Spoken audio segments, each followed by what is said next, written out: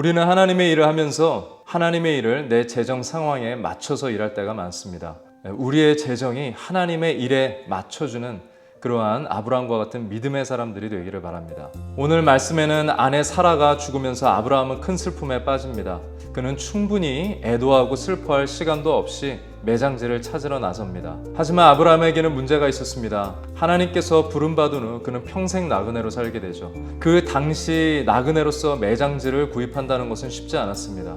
이것은 마치 미국에서 외국인으로 살면 아무리 부유해도 신분 문제가 해결되지 않으면 차를 구입할 때, 집을 구입할 때, 그리고 학생들에게는 장학금을 받을 때 모든 부분에서 어려움을 겪는 것처럼 당시 나그네로 사는 아브라함에게는 이와 같은 똑같은 문제를 겪어야 했습니다. 아니나 다를까 아브라함은 오늘 매장지를 사면서 딜을 할 때 아브라함은 결국 사기를 당합니다. 은 400세겔을 내고 햇사람 에브론이라는 사람에게 매장지를 구입하게 되고 그 주의 땅까지도 구입하게 되어지는데 다윗이 아라우나의 타작마당을 은 40세겔에 사게 되죠. 예레미야는 아다노스에 있는 밭을 17세겔에 삽니다. 이런 사실을 고려하면 터무니없는 가격에 아브라함은 땅을 구입한 것입니다. 사실 아브라함은 나그네였지만 영향력도 있고 부유했던 사람이기 때문에 편법을 선택하면서 그 땅을 공짜로도 받을 수 있다는 것이 오늘 말씀을 자세히 보면 나옵니다. 하지만 아브라함은 세상 방법, 세상적인 계산을 선택하지 않고 손해를 보면서도 큰 돈을 지불하고 확실하게 법적으로 구입합니다.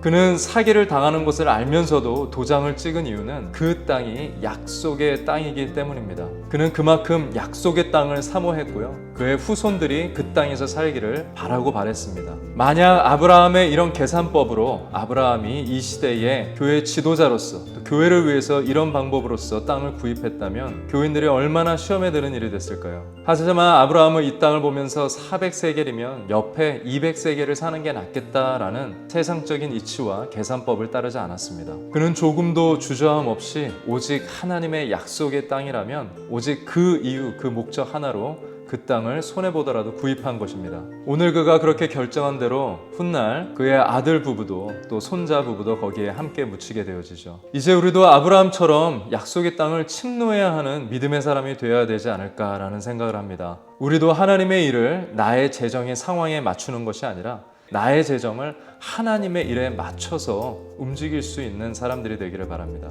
앞으로 우리가 하나님의 일이라면 마치 사랑하는 연인들이 시간과 물질을 서로 아끼지 않는 것처럼, 그리고 자녀를 사랑하는 부모가 자녀에게 투자하는 것을 계산하지 않는 것처럼 하나님의 일을 오늘 아브라함처럼 그렇게 사모하는 마음으로써 행할 수 있는 믿음의 사람들이 되기를 바랍니다.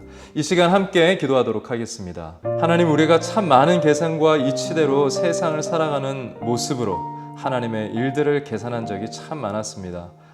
계산할 수 없고 측량할 수 없는 은혜로 충만하게 하셔서 이제 하나님의 나라의 일들을 오늘 아브라함처럼 능동적으로 해나가는 믿음의 사람들이 되게 하여 주시옵소서.